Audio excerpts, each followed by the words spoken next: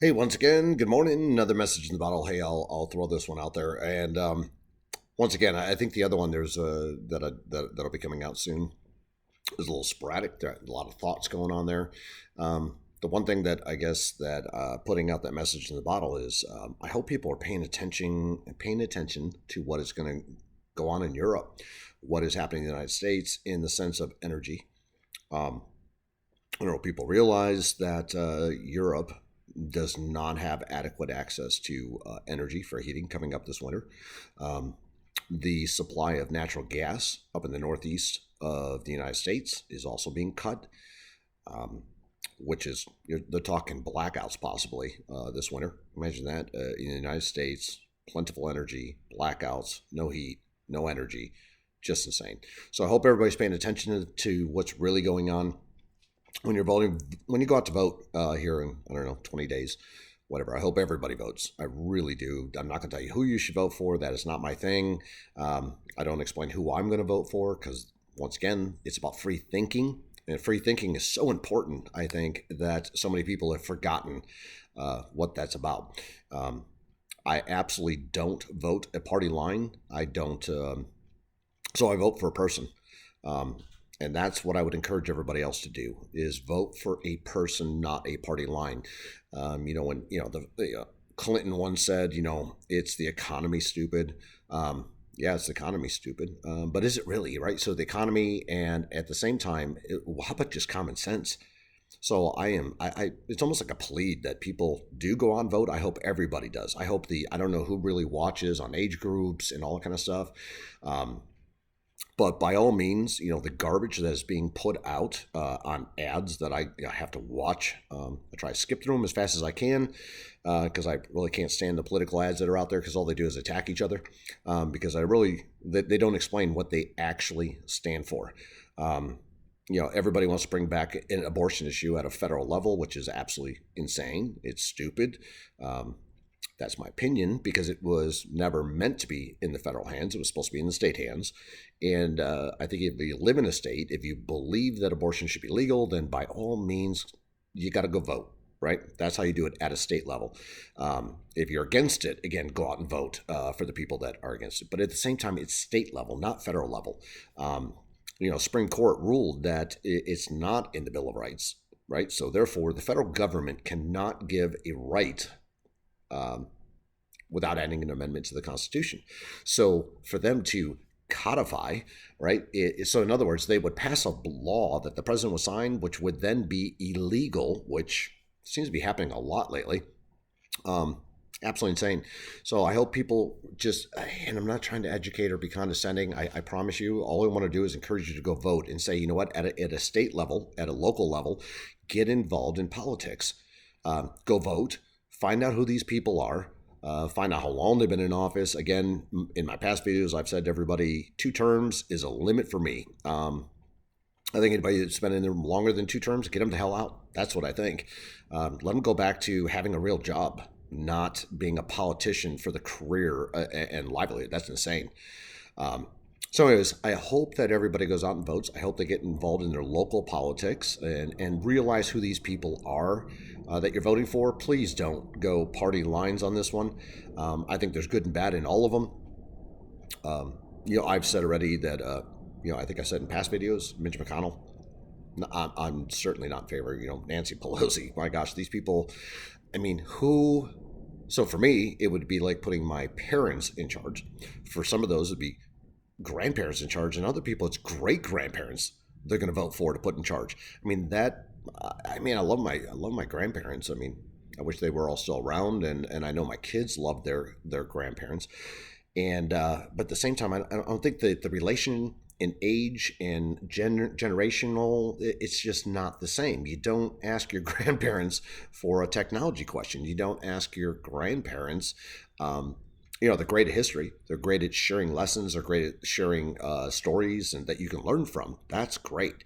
But when you really think about it and you go to the voting booth, do you want to put your great grandparents in office to run the country? And I think that's what a lot of people are doing. On the other hand, um, some people just don't have enough life experience to be in office, in my opinion.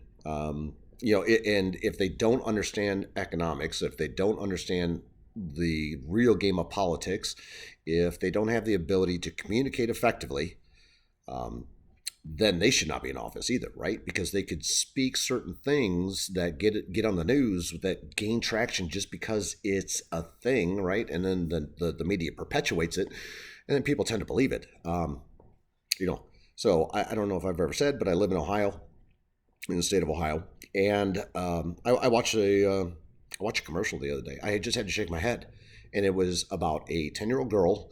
They said could not get an abortion legally here in the state of Ohio, which is absolutely 100% not true. You do the facts, and there was a 10-year-old girl who did go to Indiana and did have an abortion performed, but then they give you the backstory. So nobody wants to give you the backstory that it was an illegal immigrant who is a relative of the little girl who did rape the little girl, and the person that they were living with um, didn't want to cause an issue, so they took him out of state. Right, so that's the real story behind it. But yet they'll throw an ad out there saying that the state of Ohio won't allow abortion. It's not true. I'm not saying I'm for abortion. I'm not saying against it. Everybody has to be free thinker and make up your own decision on that one, right? God Almighty judges. I don't, and I leave it at that. I say vote your conscience. You know what I mean? But to get caught up in this whole that the federal government is here to save us, forget it. Ronald Reagan, warned us years and years and years ago. And I mean, every great president in our history has warned us: don't let the federal government get involved in your daily lives. And people continue to look to the federal government to save them. I don't, that's not how it works.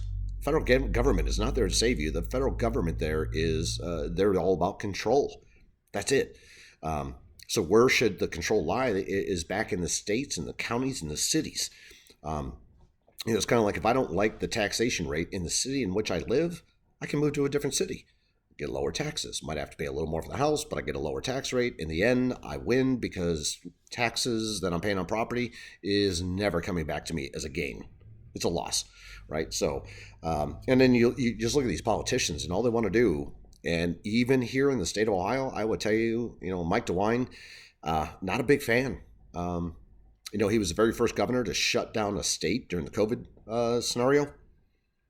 Killed people's businesses, destroyed their wealth, destroyed their net worth, and I'm not a fan. I'm not a fan. Somebody that makes such rash decisions based on information that is incorrect is crazy, and not look at what the outcome is, right? And continues, and then allow the teachers union to have so much power within, even in our state, to mandate immunizations for a 5-year-old for a COVID vaccine that everybody knows doesn't work. But yet the teachers have so much power with the state that they push for this. So now this is part of the immunization schedule. So you're going to tell me that if my granddaughter wants to go to school, she has to get immunized for COVID? That's insane. That is overreach in everybody. It should be everybody's mind, right? If you want to get immunization for a flu, get it. If you don't, then don't. But it shouldn't be mandated by anybody. Now, it's different when you have diseases, measles, mumps, rubella, the MRAs. So when you have those things out there, we don't want polio coming back, right? So we have it all wiped out. That's great. Goodbye. Get your immunizations, But then we have all these people that are coming to the country who are not immunized. So guess what? It's going to come back on us.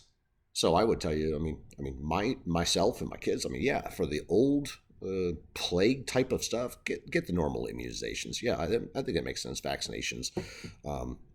But this whole mandating and taking away choice is, I think, absolutely insane.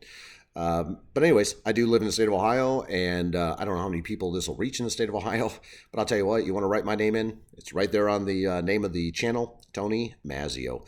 Put me as a write-in for governor. I run businesses. I have been doing this for 40 years. I've worked with thousands of people. I think I'm a good communicator. Certainly, I would call myself a truth teller. In other words, I just, if I like somebody, and I tell the truth. That's it. End of story.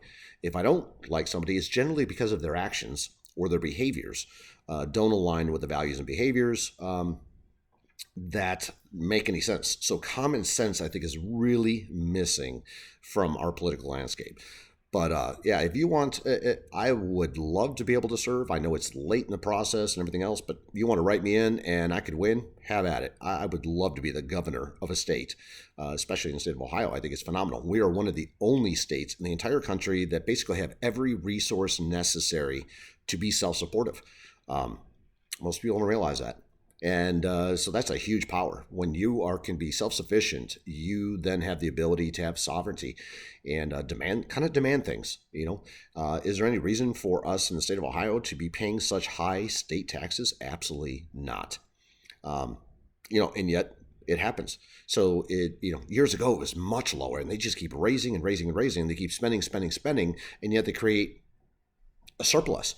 But did the surplus come back to us? Absolutely not. Not in any way, shape, or form. Did the surplus in the state of Ohio come back to the people of Ohio? And they actually did run a surplus, and they continue. So not over great governance, but it's by over taxation. So that's how I think. But anyways, I hope everybody has a blessed and great day. It's actually going to be nice here in Ohio, if you can believe it or not. It's going to be 70 degrees. And I'll take that instead of the snow. So anyways, I hope you have a great day. God bless. Take care.